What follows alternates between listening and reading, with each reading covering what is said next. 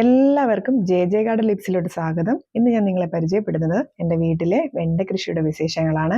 ഇതിൻ്റെ വിത്ത് പാകുന്ന രീതികൾ, ഇതിന് ചെയ്യുന്ന വളപ്രയോഗങ്ങൾ, കീടങ്ങളുടെ ആക്രമണത്തിൽ നമുക്ക് എന്തൊക്കെ ചെയ്തു കൊടുക്കാമെന്നും നല്ലപോലെ വിളവ് ലഭിക്കാൻ നമ്മൾ എന്തൊക്കെ ചെയ്യണമെന്നുമാണ് ഇന്നത്തെ വീഡിയോയിൽ. അപ്പോൾ വീഡിയോയിലേക്ക് പോകാം. വിത്തുകൾ നടാൻ തിരഞ്ഞെടുക്കുമ്പോൾ ഇതുപോലെ നല്ല ഹെൽത്തി ആയിട്ടുള്ള വിത്തുകൾ തന്നെ തിരഞ്ഞെടുക്കാൻ ശ്രദ്ധിക്കണം. ഇതിവിടെ തന്നെ ഞാൻ എടുത്ത വിത്താണ്.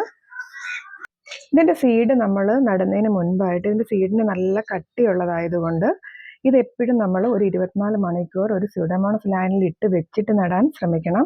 ഇതങ്ങനെ നമ്മൾ ഇട്ട് വെച്ചതാണ്. വിത്തുകൾ നമ്മൾ നടുന്നതിന് മുൻപായിട്ട് സ്യൂഡോമോണസ് ലൈനിൽ ഇട്ട് വെക്കുന്നത് കൊണ്ട് നമുക്ക് അധികം രോഗങ്ങളൊന്നും വരാതിരിക്കുവാനായിട്ട് സാധിക്കും. നല്ല ഹെൽത്തി ആയിട്ടുള്ള പ്ലാന്റ് വളരുവാനും സാധിക്കും. വിത്തുകൾ നമുക്ക് ഡയറക്റ്റായിട്ട് നമ്മൾ ഗ്രോ ബാഗിലാണെങ്കിലും തറയിലാണെങ്കിലും റെഡിയാക്കി വെച്ച മണ്ണിലോട്ട് പാകാൻ സാധിക്കും. അല്ലെന്നുണ്ടെങ്കിൽ ഇതുപോലുള്ള പേപ്പർ ഗ്ലാസ്സുകൾ, ചെറിയ ഇതുപോലുള്ള പ്ലാസ്റ്റിക് കവറിലൊക്കെ നമുക്ക് ഡയറക്റ്റ് വിത്ത് പാകി മാറ്റി നടുവാൻ സാധിക്കും. 2 ആഴ്ച കുമ്മായം ഇട്ട് റെഡിയാക്കിയ മണ്ണിലോട്ട് ചാണകപ്പൊടി, ചകിരിച്ചോറ്, വേപ്പിൻ പിണ്ണാക്ക്, പെർലൈറ്റ് എന്നിവയിട്ട് നമുക്ക് മിക്സ് ചെയ്ത് നമ്മുടെ ചെടി അതിലോട്ട് നട്ടു കൊടുക്കാൻ സാധിക്കും. ഇതിലേക്ക് നമുക്ക് നമ്മുടെ തൈ മാറ്റി നട്ടു കൊടുക്കാം. ഇതിലേക്ക് അല്പം വാം ഇട്ട് കൊടുക്കാം. പിന്നെ ഇതിന് മുമ്പ് ഇത് കാണിച്ചു തന്നിട്ടുണ്ട്. നമുക്ക് എല്ലാ ചെടികളുടെയും നല്ലപോലെ വളർച്ചയ്ക്കും വേരുകൾ നല്ലപോലെ പടർന്ന് നമ്മുടെ മണ്ണിൽ നിന്നുള്ള പോഷകങ്ങളെല്ലാം വലിച്ചെടുക്കാനുള്ള കഴിവ് നമുക്ക് ഈ വാം ഉപയോഗിക്കുന്ന വളരെ നല്ലതാണ്. നമുക്കിതിലേക്ക് അല്പം വാം ഇട്ട് കൊടുക്കാം. നമുക്ക് ഈ പാക്കറ്റിൽ നിന്ന് നമ്മുടെ തൈ ഇതിലോട്ട് മാറ്റി നടാം. ഇതിൻ്റെ വേരുകളൊന്നും പോകാതെ മാറ്റി നടുമ്പോൾ നമ്മൾ പെയ്യെ ഇതിനകത്ത് മണ്ണ് അല്പം ഒന്ന് മാറ്റിയിട്ട് നടുന്നത് വളരെ നല്ലതാണ്. അപ്പോൾ കണ്ടില്ലേ, നല്ല ഹെൽത്തി ആയിട്ടുള്ള റൂട്ട്.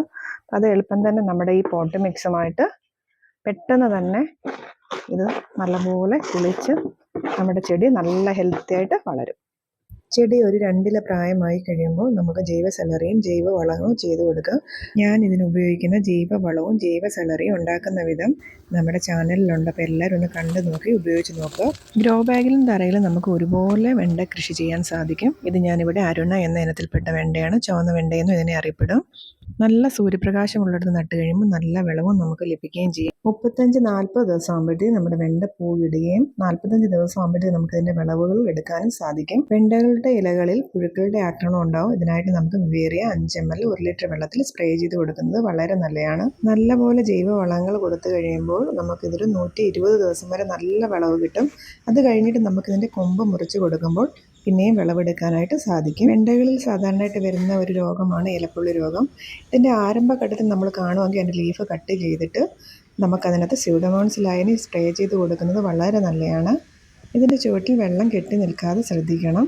ഇതുപോലുള്ള കാര്യങ്ങൾ ശ്രദ്ധിച്ചു കഴിഞ്ഞാൽ വെണ്ട നമുക്ക് നല്ല രീതിയിൽ വിളവ് ലഭിക്കാനായിട്ട് സാധിക്കും. ഇതുപോലെ 2 ചുവടെങ്കിലും നമ്മൾ നട്ട് കഴിഞ്ഞാൽ നമ്മുടെ വീട്ടാവശ്യത്തിനുള്ള വെണ്ടയ്ക്ക് നമുക്ക് അതിനകത്ത് നിന്ന് വിളവെടുക്കാൻ സാധിക്കും. അപ്പോൾ എല്ലാവരും ഒന്ന് ട്രൈ ചെയ്ത് നോക്കുക.